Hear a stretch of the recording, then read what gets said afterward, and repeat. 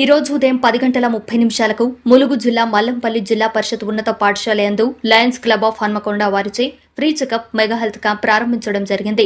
ఈ కార్యక్రమానికి programme chairman గా మెరుగు బాబు యాదవ్ గారు వివరించారు. ఈ కార్యక్రమానికి ముఖ్య అతిథిగా ములుగు జిల్లా అడిషనల్ ఎస్పీ బి సదానందన్ గారు ఈ కార్యక్రమాన్ని ప్రారంభించారు. ఈ కార్యక్రమంలో ప్రత్యేక ఆహ్వానితులుగా సిడబ్ల్యూసి చైర్పర్సన్ శ్రీమతి శ్రీ కె వసుధ గారు మరియు సిరి స్వచ్ఛంద సంస్థ ఫౌండర్ మరియు ప్రెసిడెంట్ డాక్టర్ పరికి సుధాకర్ గారు, సిడబ్ల్యూసి మెంబర్ హన్మకొండ భూపాలపల్లి వారావు, సామాజిక కార్యకర్త ప్రొఫెసర్ డాక్టర్ చంద మల్లయ్య గారు హాజరయ్యారు.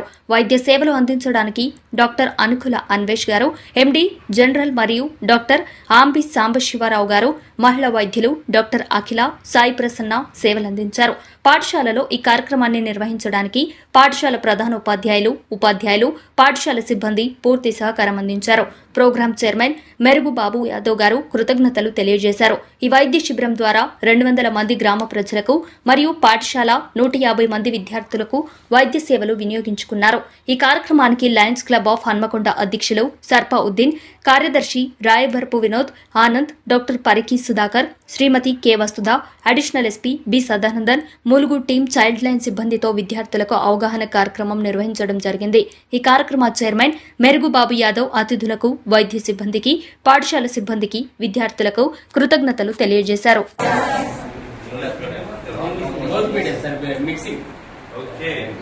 I want to know how many people want to become a police commissioner or doctor or engineer. ఉంటారు సార్ మీ లక్ష్యం చెప్పమ్మా. Teacher very nice, very good. You doctor, wow, clear from the voice. చెప్పండి. Engineer, fine, please sit down. So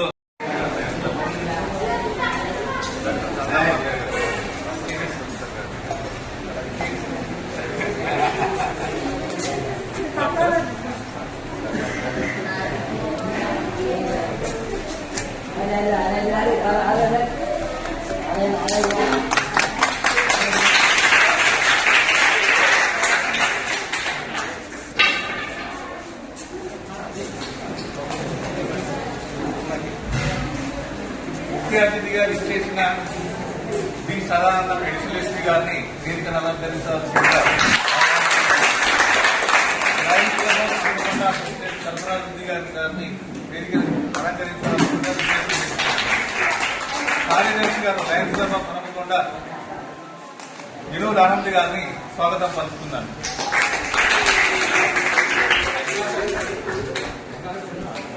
గౌరవ ప్రధానోపాధ్యాయులు ZPS Mallampalli గారిని సాదరంగా ఆహ్వానిస్తున్నాను.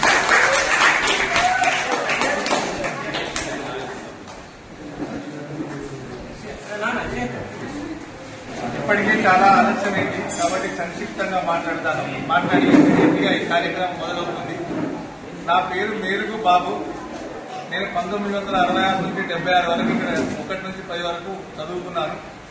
నేను మల్లంపల్లి నుంచి మొట్టమొదటి post graduate. Lions club of హన్మకొండలో నేను ప్రస్తుతం గైడ్ హోదాలో పనిచేస్తున్నాను. ఈ ఊరు పట్ల ఉన్నటువంటి ప్రేమతో ఇక్కడ నేను క్యాంప్ ఆర్గనైజ్ చేస్తున్నాను. ఇది వాలంటరీ ఆర్గనైజేషన్. ఇది పూర్తిగా అంతర్జాతీయ స్వచ్ఛంద సంస్థ. ఇందులో ఎవరికి ఏమి లేదు. స్వచ్ఛంద సంస్థ ద్వారా వచ్చినటువంటి సేకరించి ఈ మందులు డాక్టర్స్ రిక్వెస్ట్ చేసి ఇక్కడ తీసుకొచ్చాము. ఈ జీవితకాలం ఇదే పని చేయాలని నిర్ణయించుకున్నాం. నీ కాయం నీ ప్రాయం, నీకోసమే అనుకుంటే నీతోనే కథం వాటి ఉనికి. నువ్వు ఒక గుబురు వృక్షమై కాసేపైనా నీడనివ్వగలిగానంటే యథార్థులకు నిజంగా నువ్వు పుట్టినట్టే, లేకుంటే కేవలం పుట్టి గిట్టినట్టే. ఏదో చేద్దామనేటువంటి సత్సంకల్పంతో మాత్రమే ఇట్లాంటి కార్యక్రమాలు చేయడానికి నేను ముందుకు వచ్చాను. డాక్టర్ గారికి స్వాగతం, సుస్వాగతం. చైల్డ్ వెల్ఫేర్ కమిటీ మెంబర్ గా వారు హన్మకొండ భూపాలపల్లి జిల్లాలో పనిచేస్తున్నారు. కాబట్టి అడిషనల్ ఎస్పీ గారు ముఖ్య అతిథిగా విచ్చేసిన అడిషనల్ ఎస్పీ గారిని ఈ కార్యక్రమాన్ని ఉద్దేశించి 2 మాటలు చెప్పవలసిందిగా సవినయంగా విన్నవిస్తున్నారు.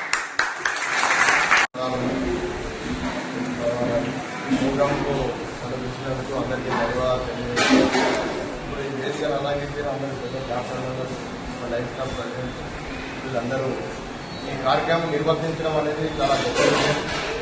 ఎందుకంటే ప్రతి ఒక్కరూ ఏదో సేవాభావం మనసులో ఉన్నప్పుడు మాత్రమే చేయగలుగుతాం.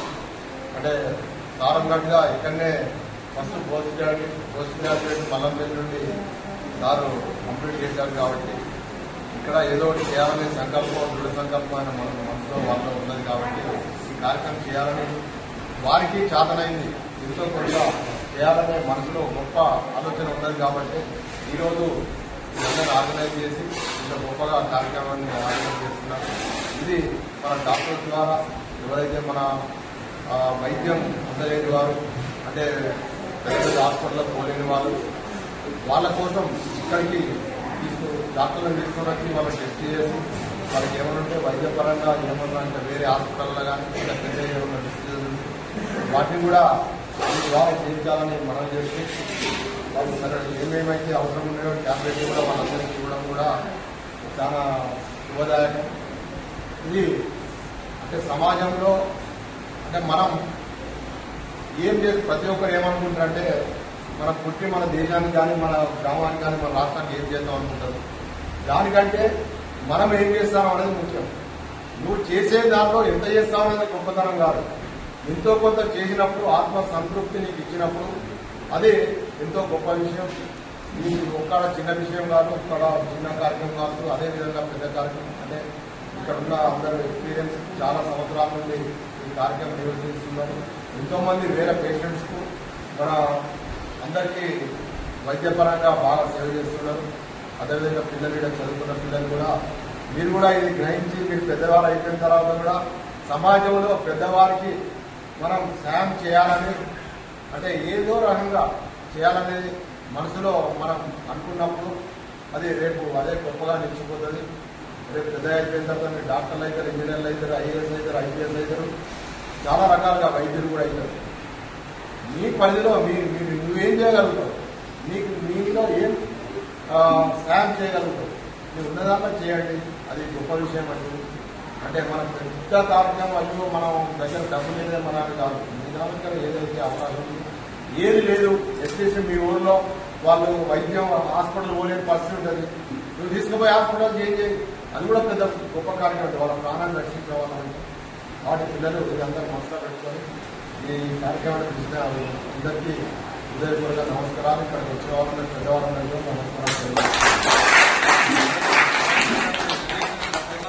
స్వీకరిస్తాం, అమలు పరుస్తాం. మా లయన్స్ క్లబ్ మనకుండా శ్రీని గారిని నేను చెప్పారు. మా క్లబ్ గురించి చెప్పాలంటే మా క్లబ్ ఒక సేవాభావంతో నడుస్తున్న క్లబ్. ఇది అనేక కార్యక్రమం మేము చేస్తూ ఉంటాం. దానిలో ఇది ఒక one of the part.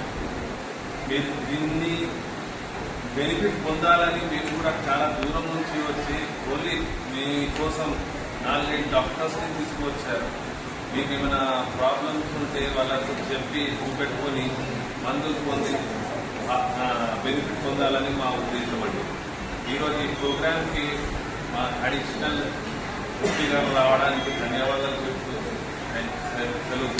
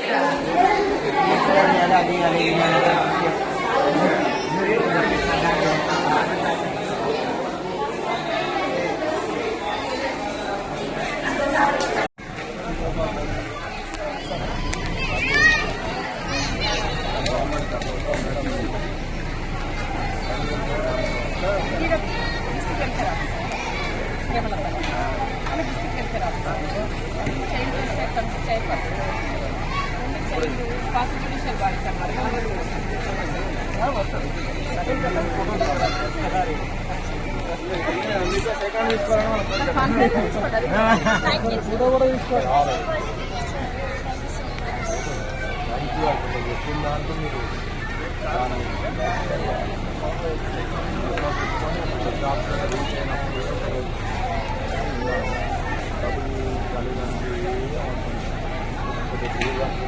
Normal వాళ్ళిద్దరు ఎవరినైనా కలెక్టర్ ఇప్పుడు మనకి అందరూ కలెక్టర్ వచ్చారు.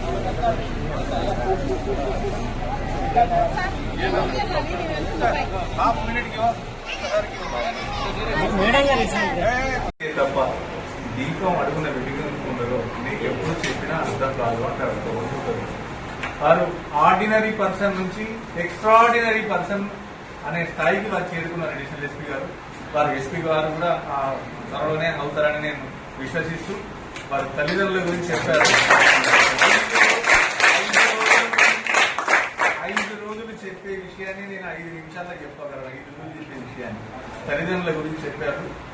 ధిక్కరించిన హక్కున చేర్చుకునే దైవ స్వరూపాలు తల్లిదండ్రులు, అంతకంటే మించి ఎవరు లేదు. అట్లాగే వారు ఒక మాతృ హృదయంతో ఇక్కడికి వచ్చారు. మాతృ అంటే ఏంటిది? ఒక అమ్మ హృదయంతో వచ్చారు. అమ్మ గురించి హాఫ్ మినిట్ చెప్తాను.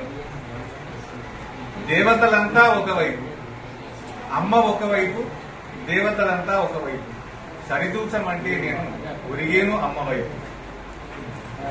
రొదలలో మౌన పాఠంలా, వ్యధలలో జ్ఞానపీఠంలా, నా బాల్యమంతా తానే నడిపింది అమ్మ చూపు. చీకటికి చంద్రబింబంలా, ఆకలికి అన్నపూర్ణ కుంభంలా, నిలువెల్ల మమతల వెలుగై నిలిచింది అమ్మ రూపు. మెరిసే ప్రభాత కిరణంలా, విరిసే వసంత కుసుమంలా, మెరిసే ప్రభాత కిరణంలా, విరిసే వసంత కుసుమంలా, పెరిగే వయసులో దొరికింది అమ్మ ప్రాపు. అది ఒక మాతృ హృదయంతో మీ మాటలు. ఇక్కడ గౌరవ ప్రధానోపాధ్యాయులు గారు ఉన్నారు, అక్కడ హిందీ టీచర్ గారు ఉన్నారు. నేను కూడా హిందీ టీచర్ గా పనిచేశాను సుదీర్ఘకాలం. నేను ఫైనల్ గా చెప్పేది ఏంటంటే గురువులకు ఉన్నటువంటి ప్రాధాన్యత చెప్తాను. పేపర్ బోట్స్ అనే కవిత మీరు ఎక్కడైనా చదివి ఉంటారేమో ఇంగ్లీష్ అనుకుంటున్నారు. దాని అనువాదాన్ని నేను చెప్తాను. ఒక టీచర్ కు ఒక స్టూడెంట్ కు ఉన్న రిలేషన్షిప్, టీచింగ్ యొక్క లక్ష్యాన్ని అది పరిపూర్తి చేసిందని నేను విశ్వసిస్తూ, ఆ కవి అంటున్నాడు, కవి కాసేపు టీచర్ అనుకోండి, ఆ కాగితం పడవల్ని స్టూడెంట్స్ అనుకోండి. వదులుతాను వదులుతాను కాగితం పడవల్ని, ఒకదాని వెనక వేరొకటి నదిలో, ఊరికే తడిసిపోయేవి కావని, అవి చేరిన చోటుల్లో అందరికీ తెలిసిపోతుంది నేనెవరో ఎక్కడుంటాను. మీకు ఫిజిక్స్ ఎవరు చెప్పారు? ఫలానా మేడం చెప్పారు. మీకు ఇంగ్లీష్ ఎవరు చెప్పారు? ఫలానా సార్ చెప్పారు. అంటే మీరు ఆసియాలో ఉన్నా, ఆఫ్రికాలో ఉన్నా, ఆస్ట్రేలియాలో ఉన్నా, ఆ టీచర్ పేరు, ఆ మేడం పేరు మాత్రమే చెప్తారంటే ఒక టీచర్ యొక్క పేరు అంత దూరం పోతుంది. అవి చేరిన ఆ విద్యార్థి జ్ఞాపకం చేసుకుంటాడు. అవి చేరిన చోటుల్లో అందరికీ తెలిసిపోతుంది నేనెవరో ఎక్కడుంటాను. ఉదయకాంతులనడి పుష్పాల్ని పొదివి పట్టుకుని పోతున్నాయి. ఉత్తరవడం లేదు కాగిన పడవలు అంటే స్టూడెంట్స్. ఉదయకాంతులనడి పుష్పాల్ని పొదివి పట్టుకొని పోతున్నాయి. అవి చీకటి ఉన్న చోట తొలగించడానికి, వేకువ జ్ఞానాన్ని వెలిగించడానికి. చాలా విషయాలు చెప్పారు సార్. నేను 3 విషయాలు అక్కడ టచ్ చేస్తాను. మోసపూరితమైన ప్రపంచం జాగ్రత్త అన్నాడు. ముందు దగా వెనక దగా, కుడియడం వల్ల దగా, మోసాల మధ్యనే మంచి బ్రతుకుతున్నాడు. ఇంకేం చెప్పాడు మీకు? చక్కగా నవ్వడం నేర్చుకోవాలి. నవ్వు గురించి చెప్పారా లేదా? అదేమన్నా కొనుక్కుంటున్నామా? ఒక్క చిరునవ్వు ముఖాల్ని వెలిగిస్తుంది. ఒక్క చిరునవ్వు ముఖాల్ని వెలిగిస్తుంది. ఉచిత కాంతి ఉపయోగించుకో. అట్లాగే ఒక ఇంగ్లీష్ రచనాకారుడు చెప్పిన మాటలు చెప్పి ముగిస్తాను. ఎందుకంటే మీరు చాలా ఓపికతో వింటున్నారు. Some people drink from the fountain of knowledge, others just gazing. జ్ఞాన జలాన్ని కొద్ది మందే సేవిస్తారు, కుక్కిలుంచే వాళ్ళు లెక్కలేనంత మంది. అంటే ఏంటిది? ఏం తెలియని వాళ్ళు నాకు అన్ని తెలుసు అంటది. జ్ఞానమైనది అనంతమైనది. ఎంత నేర్చుకున్న కొద్ది అంత ఒదిగి ఉండడం నేర్చుకుంటారు. ఎంత ఎదిగితే అంత ఒదగడం నేర్చుకుంటారు. అంతేనా కాదా? Thank you one and all. ఈ అవకాశం ఇచ్చినందుకు విద్యను అభ్యసించి ఉపాధ్యాయ వృత్తిని నుండి పదవి విరమణ పొంది Lions club of Hanamkonda joint సెక్రటరీగా పనిచేస్తున్నారు. మరియు బాబురావు యాదవ్ గారిని కూడా మాట్లాడాల్సిందిగా కోరుతున్నారు. ఒక పని చేస్తున్న క్రమంలో కొన్ని చిన్న చిన్న అపజయాలు ఎదురవుతుంటాయి, కొన్ని చిన్న చిన్న విజయాలు కూడా వస్తాయి. దానికి సంతోషపడకూడదు, అపజయాలకు కృంగిపోకూడదు, జయాలకు పొంగిపోకూడదు. మన ఆఖరి లక్ష్యం మాత్రమే మనకు ముఖ్యం. ఒక ఇంగ్లీష్ రచయిత చెప్పినటువంటి మాటలను చెప్పి తెలుగులో చెప్తాను. Success is not permanent, failure is never final. So always do not stop efforts until your victory makes it distance. విజయం శాశ్వతం కాదు, అపజయం అంతిమము కాదు. నిలిచిపోవద్దు ప్రయత్నాలు, నిలిచే వరకు చరిత్రలో. అట్లాంటి పనులు మీరంతా ఇప్పటి నుంచి కష్టపడి పనిచేస్తే సాధ్యమవుతుంది. నిప్పుల్లో దూకి చల్లదనం కావాలంటే, ముళ్ళ తుప్పల్లో నడుస్తూ పువ్వుల మెత్తదనం కావాలంటే నవ్విపోతారు విన్నవాళ్ళు. వృద్ధిలోకి రావడం అనేది శ్రద్ధగా పనిచేయడం మీద ఉంటుంది. కర్తవ్య విమూఢుని ఆర్తిని, అంటే చేయవలసిన పనిని చేయకుండా దూరంగా ఉన్న కర్తవ్య విమూఢుని ఆర్తిని నరుడు వినడు, నారాయణుడు వినడు. మనం చేసే పని చేస్తే మన పక్క వాళ్ళు మనకు సహకరిస్తారు, దైవం కూడా కరుణిస్తుంది. అట్లాగే మీకు చిన్న పిల్లలకు 7th క్లాస్ ఒక హిందీ మేడం గారు అనుకుంటాను, నేను గతంలో వచ్చాను. మీకు ఒక అద్భుతమైన కవిత ఉన్నది. చిన్న పిల్లల మనస్తత్వం ఎలా ఉంటుందో మేము ఊహించగలం. మన్ కర్తా హై అనేటువంటి కవిత ఉన్నది. అది మీకు హిందీలో దాని టేస్ట్, దాని యొక్క రుచిని మీకు తెలుగులో చూపిస్తాను. సూర్యుడినై ఆకాశంలో చక్కర్లు కొట్టాలని ఉంది, చంద్రుడినై చుక్కలపై హక్కు చలాయించాలని ఉంది, వన్య చిన్నెల సీతాకోక చిలుకనై దూర దూర తీరాలకు ఎగరాలని ఉంది, స్వేచ్ఛా విహంగమై విహరిస్తూ ఇచ్ఛానుసారం అల్లరి చేయాలని ఉంది, రంగురంగుల సీతాకోక చిలుకనై దూర దూర తీరాలకు ఎగరాలని ఉంది, రంగురంగుల గాలిపటాలను నెంగిలో ఎగరవేయాలని ఉంది. పిల్లల మనస్తత్వం ఇన్ని రకాలుగా ఊహిస్తుంటది. ఊహల ప్రపంచం వేరు, వాస్తవ ప్రపంచం వేరు. ఫైనల్ గా నేను చెప్పదలుచుకుంది ఒకటే, విజయాగ్ని స్వయంగా రగులదు, రగులుతూ రగిలించాలి.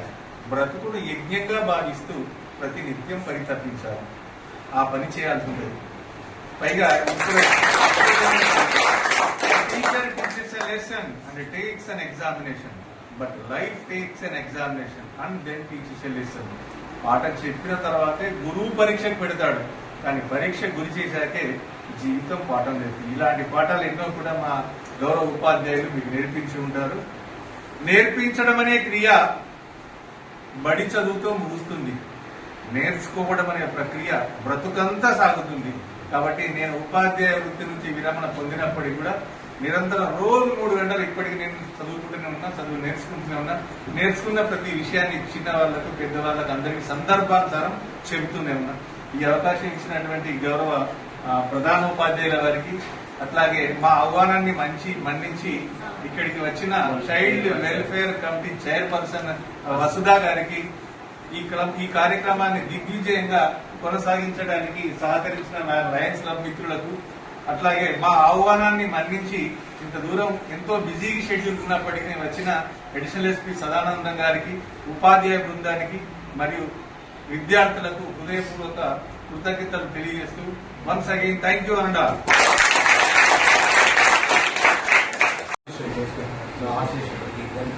నమస్కారం అందరు డల్గా ఉన్నారు ఏంటి? అంటే మా నాన్న ఏం చేస్తాడు, మా అమ్మ ఏం చేస్తాను, అది ఏం కూరండి అంటే మా చెల్లి ఏం చేస్తాను, మా అక్క అడగైంది కదా, మా ఫాదర్ ఏం చేస్తాను, అదే కదా ఆలోచించి. ఇక్కడ సార్లు ఏం చెప్తుంది, ఇక్కడ మన చైల్డ్ వెల్ఫేర్ కమిటీ తరఫున మేడం గారు మరియు లయన్స్ క్లబ్ తరఫున ముఖ్య వచ్చిన డాక్టర్స్, మన పిల్లలు, ఉపాధ్యాయులు, వీళ్ళందరికీ ఒకసారి నాకు అవకాశం ఇచ్చినందుకు అందరికీ నమస్కారం తెలియజేస్తూ, ఒకటే మనం అన్ని విషయాలు నేను చెప్పాల్సింది ఏం లేకుండా సార్లు అందరూ చెప్పేశాను. మన భాషలో మనం మాట్లాడుతున్నాం సార్. ఓకే, ఇప్పుడు నేను కూడా, మీరు ఎంత క్లాస్? 8th, 9th, అంతేనా? అయితే నేను కూడా అయింది. ఓకే. జనరల్గా మనం ఏం చేస్తున్నాం, ఎంతమంది cell phone please raise open మాట్లాడుతున్నాం. వీళ్ళందరితోనే వీళ్ళందరూ ఇంకా ఓపెన్గా మాట్లాడుతున్నాం మనం. ఓకేనా? Very nice. అబ్బాయిలు అమ్మాయి మనం సెల్ ఏం వాడుతుంటాం జనరల్గా? ఏమేం వాడుతాం? ఇన్స్టా, ఫేస్బుక్, ట్విట్టర్, వాట్సాప్, ఇంకా యూట్యూబ్. Yeah super. అంతేనా? అంటే ఎందుకంటారు మనం ఎందుకు వాడుతుంటాం? వన్ బై వన్ అంటే ఎందుకు వాడుతుంటాం? ఇన్స్టాగ్రామ్తో ఏం పని, ఫేస్బుక్తో ఏం పని, మనం చదివేదంత ఏం కదా. ఫేస్బుక్, ట్విట్టర్ అంటే ఏంటి? ఒక్కరు చెప్పండి జస్ట్ ప్లీజ్. నాకు తెలియదు, నేను నేర్చుకుంటా. I want to know. Any one of సిగ్గుపడాల్సిన అవసరం లేదు. ఏదైనా సరే చేసేదాన్ని నిర్భయంగా చెప్పగలగాలి. అప్పుడే నువ్వు ఎదుగుతావు. భయపడకూడదు. తప్పైనా రైట్ అయినా మనం చెప్పగలగాలి. ఒక్కరు లేదా?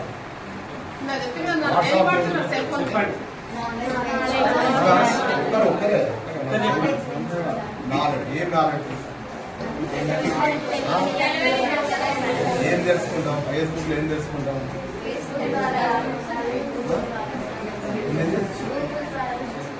యూట్యూబ్ ద్వారా కాదు, ఫేస్బుక్ ద్వారా ఏం నేర్చుకుంటాం? ఇన్స్టాగ్రామ్లో ఏం నేర్చుకుంటాం? మన ఫోటో పెట్టుకుంటాం, ఎన్ని లైక్స్ వస్తామని చూస్తాం. మనం ఇలా అయితే ఇంట్లో తయారు అయిపోయి అంతేగా చేసేది. దాన్ని మనం ఏంటి? హ్యూమన్ సైకాలజీ, మనసు మీ చిన్నపిల్లలకి అంటే మీకు ఏం తెలియదు. ఫస్ట్ బేసిక్గా మిమ్మల్ని మోసం చేయడం చాలా ఈజీ. ఒక అబ్బాయి అంటే ఒక క్రిమినల్ అంటే మీకు రీసెంట్గా లాస్ట్ 3 years బ్యాక్ సైబరాబాద్లో జరిగిన విషయం చెప్తున్నాను. 2500 మంది అంటే 8th class 7th class to degree వరకు అమ్మాయిలను ఒక అమ్మాయి ఫోటో పెట్టి మార్కింగ్ చేసి అందరినీ మీకేం తెలుస్తుంది? జాబ్ చేస్తాను, హాయ్ అంటారు. ఓకే, ఏం పేరు అంటారు? నా పేరు ఇదండి. ఎక్కడ చేస్తున్నాను? అలాంటి కాదు చదువుకుంటాను. మీ ఫాదర్ ఏం చేస్తాను? మదర్ ఏం చేస్తాను? ఏదో బాగుంది కదా అండి. మన పుస్తకం చదువు పక్క సంగరం అయిపోతుంది. ఇది అయిపోయిన తర్వాత డాడీ మమ్మీ ఉంటారు. ఏం చదువుతున్నాడు? నైట్లో 10 మంది అందరిగా ఫోన్లు ఉంటాయి. వాళ్ళు పడుకుంటారు, కష్టపడి పడుకుంటారు. మనం ఆఫ్టర్ 8 వీఆర్ నాట్ స్లీప్ ఉంటాం. ఫుల్గా ఉంటారు. ఏదో ఒకటి అదేదో మెసేజ్ చేస్తాం. అంటే మన మనసు ఏం చూస్తుంది? నా కోసం ఏం మెసేజ్ పెట్టాలి మనసు చెప్తుంటుంది. ఏం మెసేజ్ పెట్టాలి ఆత్మకంగా ఎదురు చూస్తూ ఉంటారు. తర్వాత అయిపోతుంది. వాళ్ళు ఏదో మెసేజ్ పెడతారు, మనం ఏదో ప్రొసీడ్ అవుతుంది. అంటే 1 day 2 days 3 days తీసుకొని ఏం చదువుకుని ఏమున్నావు మీరు ఫోటో పెట్టండి అంటారు. తీరా ఫోటో పెట్టిన తర్వాత నువ్వు ఎట్టున్నారని సంబంధం అంటే నువ్వు చాలా బాగా అందంగా ఉన్నావు అని చెప్పి. అమ్మాయే అంటే హ్యూమన్ సైకాలజీ ఏంది? అబ్బాయి నువ్వు చాలా బాగా అందంగా స్మార్ట్గా ఉన్నావురా అంటారు. నీ మనసులో ఒక నవ్వు కరెక్ట్ మన వస్తుంది. అమ్మాయి నువ్వు ఇంత అందంగా ఉన్నాడు నువ్వు ఎవడు అనలేదే. నా క్లాస్మేట్ నా పక్క ఫ్రెండ్ ఎప్పుడు తిరుగుతుంటుంది, నేను బెస్ట్గా ఉన్నానని అది ఉన్నాయని ఆహా అనిపిస్తుంది. చాలా మనసుకు చాలా హాయిగా ఉంది. ఇంకొకసారి మళ్ళీ ఇంకోసారి నీ ఫోటో పెట్టండి అంటే నువ్వు కూడా బాగున్నావు కదా. ఇలా సుమారుగా 15 రోజుల నుండి 1 రోజులు ఏదో ఒకటి జరుగుతుంటుంది. ఇవన్నీ చేసిన తర్వాత పిల్లలు అంటే తల్లిదండ్రులు ఇక్కడ లేరు కాబట్టి తల్లి తండ్రితోని ఏది కూడా మీరు దాయవద్దు. అర్థం చేసుకొని మళ్ళీ చెప్తాను. ఏంటిది? తండ్రితోని మంచి అయినా చెడు అయినా అమ్మాయి తల్లికి చెప్పాలా, అబ్బాయి పుడతాడని భయపడద్దు. జరిగిపోయిన మిస్టేక్ జరగాలి. మనం ఇంకా లోపలికి అగాధంలకు ఇరుక్కపోవచ్చు. ఇప్పుడు ఏం చేస్తావు నువ్వు 8th క్లాస్ సింపుల్ బేసిక్గా చెప్తాను. చెప్పిన తర్వాత ఇప్పుడు లేటెస్ట్ ఏంటి తెలుసా, మీ ఫోటో పెట్టిన తర్వాత మీ ఫోటోలో మార్పింగ్ చేయొచ్చు. మార్పింగ్ చేసిన తర్వాత ఏమవుతుంది, హ్యూమన్ సైకాలజీ చేసిన తర్వాత మళ్ళీ నీకు ఆడు మార్పింగ్ చేసి నీకు ఫోటో పంపిస్తాడు. నీకు ఒక one kind of tension start అయింది. టెన్షన్ స్టార్ట్ అయింది, నువ్వు నాతో ఇలా పంపించావు ఇదని చెప్పిన తర్వాత నీ ఫ్రెండే నువ్వు చెప్పుకోవు, నువ్వు భయపడిపోతావు. ఆ భయాన్ని ఎదుటోడు శత్రువు మనకి క్యాచ్ చేసుకుంటాడు. అక్కడ ఏం చేస్తాడు, మీ దగ్గర ఏమున్నాయి, మీ ఫాదర్ ఏం చేస్తాడు, దీని సరే నాకు 500 మంది ఫస్ట్ స్టార్ట్ అవుతుంది. తర్వాత ఒక 1000 రూపాయలు మంది, తర్వాత డబ్బులు కనుక బాగున్నాడు ఒక బంగారు గొలుసు మంది. ఓకే, మనకు పర్సనల్గా సాటిస్ఫాక్షన్ ఉండాలి. మనం ఏంటి, మనం ఎక్కడి నుండి పుట్టినాం, మన తల్లిదండ్రులు ఏ విధంగా కష్టపడతారు, అది ఒకటి తప్ప మీకు ఏమి కనబడదు. ఎక్కువ లగ్జరీస్ కానీ, ఎక్కువ వాళ్ళు పోయేటోళ్ళు కానీ, మీ కళ్ళల్లో కానీ ఇది కానీ ఏది కనబడదు. ఒకటే, మీ తండ్రి తల్లి కష్టపడతాను కాబట్టి వాళ్లకు నేను ఫ్యూచర్లో కష్టపడకుండా ప్రతి ఒక్క తల్లిదండ్రులు కోరుకుంటారు కాబట్టి నేను బాగా చదివి ఒక ఉద్యోగం సంపాదించి వాళ్ళు కూడా మంచిగా చూడాలని ప్రతి ఒక్కరి మనసులో ఆ సంకల్పం ఉన్నప్పుడు మాత్రమే అది నెరవేరు. అది ప్రతి ఒక్కరి మనసులో ఉండాలి. మన నేపథ్యం అంటే ఏంటి, మనం ఎక్కడి నుంచి వచ్చాం. ఒకటి గుర్తుపెట్టుకోండి, కోర్టులోనే ఐఏఎస్ ఆఫీసర్ కాలేడు, ఐపీఎస్ ఆఫీసర్ కాలేడు, డాక్టర్ కాలేడు, అవసరం లేదు. మనం నాగ్పూర్లో మహారాష్ట్రలో 2 నిమిషం చిన్న హోటల్లో అతను ఏం చేస్తాడు, ఈ కప్స్ గిప్స్ అని కడుగుతాడు. మనకు ఒక అబ్బాయి ఉంటాడు, వాడు పోతూ ఉంటే మనకు 2 గుంటల జాగ్ ఉంటుంది. జాగున్న తర్వాత వాడు ఏం చేస్తాడంటే ఎంఆర్ఓ ఆఫీస్ పోతుంటాడు, వస్తుంటాడు. పోయే క్రమంలో ఏమైందంటే సార్ వీళ్ళు నెలకు వచ్చేది 100 రూపాయలు అప్పుడు జీతం, వాడు 200 లంచం అడుగుతాడు. ఇదేంటి, మా నాన్నకు వచ్చేది ఇంత, నాకున్నది 2 గుంటలు. ఓకే, దాన్ని మార్క్ చేయడానికి కోసం 200 రూపాయలు నేను ఎక్కడికి తేవాలని మన మనసులో పడుతుంది.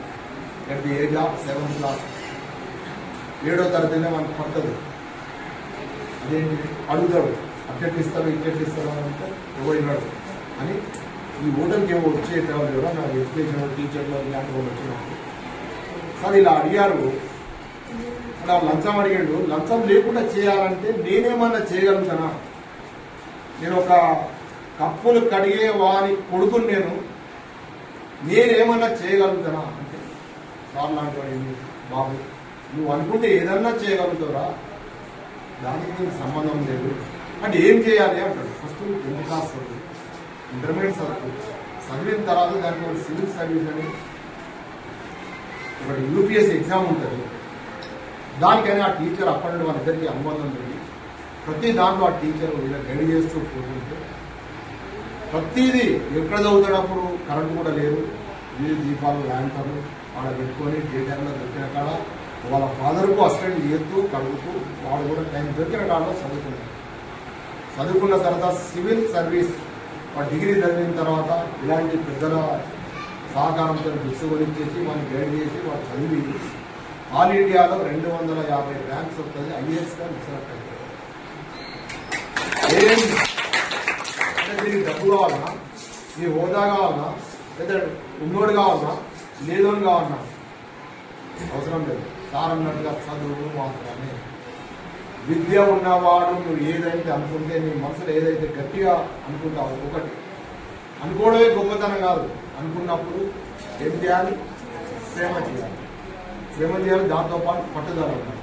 పట్టుదల ఉన్న తర్వాత మనం అప్పుడు గోల్ రీచ్ కావాలి. ఇక్కడ ఇంకోసారి చెప్పినట్టు విజయం అనేది అంతిమం కాదు, ఫెయిల్యూర్ అనేది మన లీస్ట్ కాదు. ఎక్కడా కూడా ఓడిపోదు, ఫెయిల్ అయినప్పుడు బాధపడాలి. చాలా మంది ఫెయిల్ అయిన ఆఫీసర్లు ఐఏఎస్ ఐపీఎస్ అధికారులు అయ్యారు.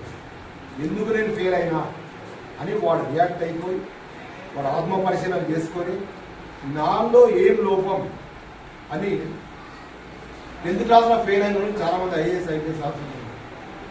అందుకే దీన్ని బట్టి మీకు ఒకటి కంపేర్ చేస్తారు మీరు అందరు. ఏంటి, హన్మకొండ స్కిల్స్ స్కూల్ ఉంది, నెలకు స్మాల్ స్టార్టింగ్ 1,50,000 రూపాయలు మన గవర్నమెంట్ స్కూల్లో ఎవరో మీ దోస్తు వాళ్ళు తెలిసిన వాళ్ళు అంటారు. మీ అమ్మతో నాటకం ఏంటి నువ్వు పెద్ద చదివించను, మీ అమ్మ పెద్ద చదివించింది. చదువుకోవాలనుకుంటే, పెద్ద గొప్ప వ్యక్తి కావాలనుకుంటే అబ్దుల్ కలాం ఏముంది, గురుశలు ఉండే కదా వచ్చింది. అన్నా కాదు, పెద్ద సైంటిస్ట్ కాదు, ఒక ప్రపంచంలో గొప్ప వ్యక్తి. పైసలు ఉన్నోడే వస్తారనేది రాను. ఫస్ట్ అది మీరు మైండ్కే విషయం. మీరు కష్టపడితే ఖచ్చితంగా శ్రమ పడాలి, కోరిక ఉండాలి, లక్ష్యం ఉండాలి. లక్ష్యంతో పాటు మనం శ్రమ చేయాలి. శ్రమ చేసిన తర్వాత ఫెయిల్ పాస్ అనేది అవుతుంది. దాన్ని ఆడ కుంగిపోకూడదు. కుంగిపోకుండా కూడా దాన్ని నిరంతరం శ్రమ పడుతుంది. ఏదో ఒక రోజు మీకు అంతిమంగా రిజల్ట్ వస్తుంది. దానికి ఏం లేదు. లైవ్ ఎగ్జాంపుల్ ఏంటంటే అబ్రహాం లింకన్ స్టోరీ తెలుసు. ప్రెసిడెంట్ ఆఫ్ ఇండియా నా స్ఫూర్తి వాళ్ళిద్దరే. అంటే ఏగితో సంబంధం లేదు. ఎవడన్నా సాధించుకోవాలనుకున్నప్పుడు ఈ చిన్న పెద్ద చితుగా చదువు సంబంధం లేదు. వాని యొక్క నిర్ణయం, వాని యొక్క ఏం చాలా గొప్పగా ఉండాలి. ఆలోచన విధానం అలా ఉండాలి. దాంతోపాటు పట్టుదల లేదు. 16 సారిగా 17వ సారికి 18వ సారికి యూఎస్ఎం చదివాడు. అతను ఎవరు, చెప్పులు ఉంటే ఓటమండి మోసి ఐడియా ఉందా? ఓటమండి చెప్పులు కుడతాడు కదమ్మా, గుడ్ పాలసీ వాళ్ళ ఫాదర్. అది అటువంటి వాడు ఒక యూఎస్ పెద్ద కంపెనీకి అయినందుకు వాళ్ళకంటే మనం గొప్పలమా కాదా? చెప్పు. మీ ఫాదర్ మొదలుపెట్టి టైంకు భోజనం, మంచి డ్రెస్, మంచి పుస్తకాలు, ఒక మంచి స్కూలు, మంచి టీచర్లు ఇంతమంది ప్రొవైడ్ చేస్తున్నారు కదా. మరి మనమేం ఆలోచిస్తున్నాం? కేఎఫ్సి, అందరికి కేఎఫ్సి ఐడియా ఉందా? చికెన్ ఇదైతే మస్తు ఉంటుంది. సెటిల్ అవ్వగానే కేఎఫ్సి అంటే మా స్టోరీ ఏం తెలుసా? 60 సంవత్సరాల ఏజ్లో భార్య వదిలేస్తారు, పిల్లలు వదిలేస్తారు. వాడు లాస్ట్కు కష్టాలు పడతాడు, అప్పులు చేస్తాడు, దీనిలోకి అన్ని పోయిన తర్వాత వాడు ఏమనుకుంటాడు అంటే ఇక నా జీవితం ఇది వేస్ట్, అంటే మనం పనికిరాము అని పోయి ఒక చిన్న అడవిలాగా ఉన్న కాడ పోయి వాడు ఒక చెట్టుకు ఉరేసుకుంటాడు. ఇక నా జీవితం వేస్ట్. అక్కడ కూడా వచ్చి వాడిని కాపాడుతాడు. అప్పుడు అనుకుంటున్నాడు అన్నట్టు, ఓహో నేను ఇంత వరస్ట్ అయినా కూడా నన్ను బతికించిందంటే నేను ఏదో ఒకటి సమాజం చేయాలి.